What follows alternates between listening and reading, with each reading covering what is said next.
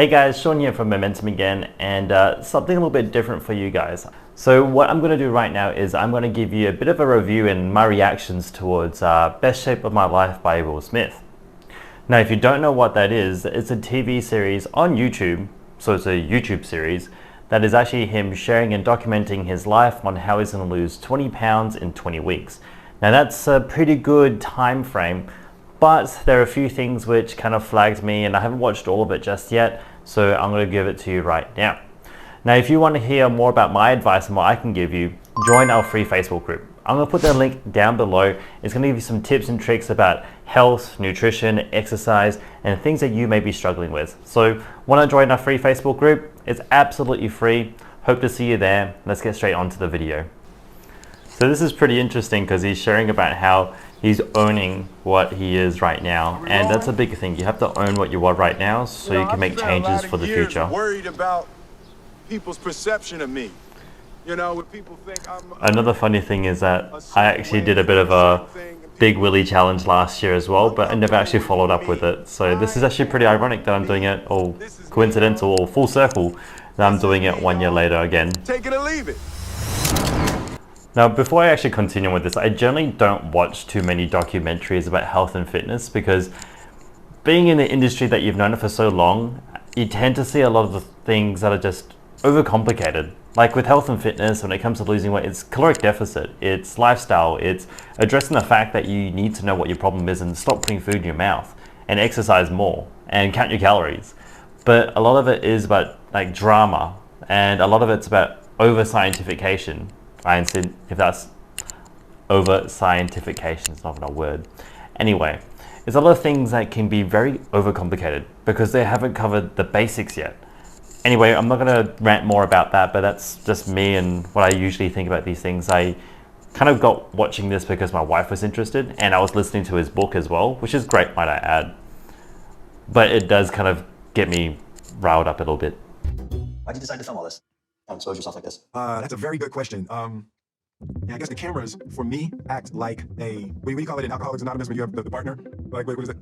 A sponsor. Yeah. So it's like, for me, I'm a performer. So the cameras act like my sponsor. They keep me accountable, but I know the world is going to see it. It's like the greatest peer pressure there is. I'm not going to fail if it's on camera. All right, so Will's just talking about how he's wanting to use the cameras as like his sponsor compared to AA, or as the best sort of peer pressure, as he later explains. I think this is really good, but it can go two sides. Like, you want to make sure you have accountability through a real person, such as his personal trainer, which he has, or friends and community. But the big thing that affects a lot of people, even myself, with YouTube and recording myself, it can kind of go, oh crap, imposter syndrome, or oh, crap, there's a lot of people watching me, and what happens if I fail? Not saying that, you can fail, but it's going to be a bigger fall from grace as it is going to be a big glory from rise. So hopefully this works in his favor, despite the fact that in the first 2 minutes he goes, I'm never doing this again, he quits. But there must be other reasons and other things going on, because there's a reason why this series is still continuing. So let's watch. So we just saw his training program, and it's no different from what most people do. I can see that there's some upper body. I can see that there's some legs. There's a rest day scheduled in as well, which is good. You want to make sure that you're doing some sort of rest day. If you're not resting, by the way, you are burning yourself out. So make sure you have rest days. If it's good enough for Will Smith, it's good enough for you. And then I can see some cardio as well. So it's interesting to know how they're going to implement this, because are they going to be training it like he's Will Smith, or are they going to treat it like an everyday person, which is something you want to try and realize as well. Because this guy does tend to have more flexible lifestyles compared to most of us out there. He's also got access to the best services compared to everyone else out there. So it'll be interesting to see how people may perceive this. And this is the biggest thing as me as a health professional, is how does the general public perceive what he's doing? And if he can't do it, or if he's struggling with it, then what chance do they have? But let's continue on with this once again. All right, alarm bell. This is a big one for every single person listening to this. Even though that there are rest days, his trainer just said that Will loves to go for a run on some days, which is every single day. And that's meaning that he's not resting enough, especially if he's going to be in a caloric deficit for such a long time. because 20 weeks is just over 3 months. It's now 4 months, almost pushing, even not even just almost 5 months. And we always tell people, hey, look, you don't want to be more in the deficit for more than 3 months or 12 weeks before it's time for you to refeed, or time for you to, take a step back, go back into a surplus, go back to maintenance for 1 or 2 weeks so you can let your body rest, kind of like training. So I don't think this programming is going to be implementing a lot of periodization. We don't know that. They won't break into it because that's not for general public knowledge.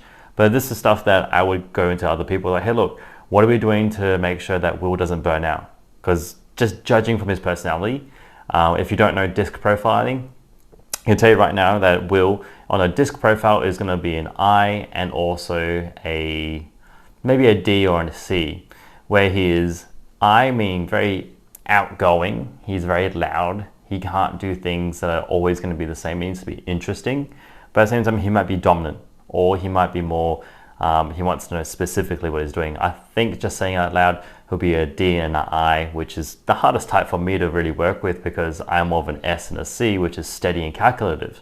So interesting to know how we're going to work with Will. This guy says, let's just get the movement so we avoid injury, right? Most people have this picture of what they did when they were 18 years old and naturally assume that you're going to get back to that particular point. And you probably can. It's just you've got to do it gradually. Will just said that his trainer wants him to only work through the motions and make sure he doesn't injure himself. Now, I love that because your first week of training should always be easy because it's the first week. If it's the first week is super, super hard, then you're only going to set yourself up for failure. And they later on go on to say that people have this picture image of themselves being 18 and being unbreakable. You need to actually treat yourself as who you are right now, not as who you want to be, not just yet anyway. In every other aspect, mentally especially, you can try and treat yourself as the person who you want to be, the person who wakes up early, the person who preps their food, the person who says no to overeating. But when it comes to actually physically training, don't go slamming on 50 kilos on the barbells when you need to be able to learn how to use a barbell again. So big news out there. So far, not bad.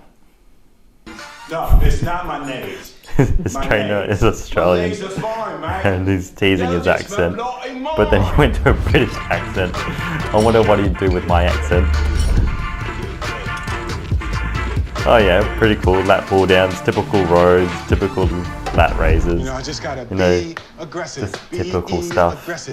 Be aggressive. Be aggressive. Be aggressive. Bring it on. Why not? Love that TV show. Aggressive. Be aggressive.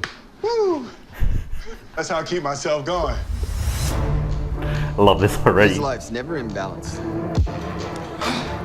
He's writing his autobiography, and when you're involved that emotionally in a project, it's going to take a lot of time and energy.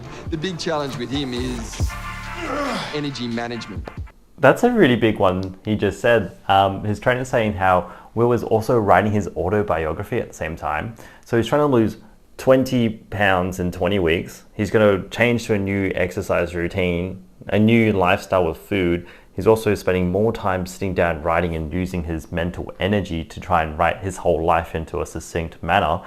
It's going to be hard. Like, one thing I always tell people, if you're going to take one big change, don't go doing another big change as well, because then you can only take on so much onto one plate before something just falls off. Something has to fall off. And even if you keep those two things, it could be something else like a relationship with your significant other. It could be your work. It could be food. It could be sleep. It could be something. So try not to make too many changes all at the same time. And well, him trying to write 20 chapters and also lose 20 pounds in 20 weeks, this is kind of setting yourself up for failure. And this is the problem when it comes to me watching these documentaries, which I told myself I don't do anymore. But it really gets me because people look up to them as idols. And then they go, oh wow, it has to be perfect just like them. I need to dedicate 5 hours a day just like them. It's like, no, you don't. You just need to allocate 45 minutes a day maximum, or minimum 20 minutes a day. Just doing that, and then you can add extra 5 minutes on top. That's just me though. This is how I teach. People like that, different story, different kettle of fish. I hope you guys take what I say on board though. So if you just saw his trainer, he's just kind of leaning back on the Smith machine. He's like, yeah, good, good, good. Good job, fist bump, something like that. That's literally what I do. I'm probably guilty because I should be trying to give the best experience, but obviously they've said before that Will's trainer and him have worked together for about 9-10 years, so you kind of build that relationship. But when it gets to like a new person, I'm really trying to give them as much energy, as much atmosphere. But yeah, once in a while, when the person knows what to do and you're just there for accountability, just being in the room and going, hey look, make sure you hit this set, come on, let's go, good, good, good, let's go. That's literally what I do right now with some of my clients right now. And obviously they understand that, they know how to do the movement, they know how to be motivated. It's just me being the present that helps them.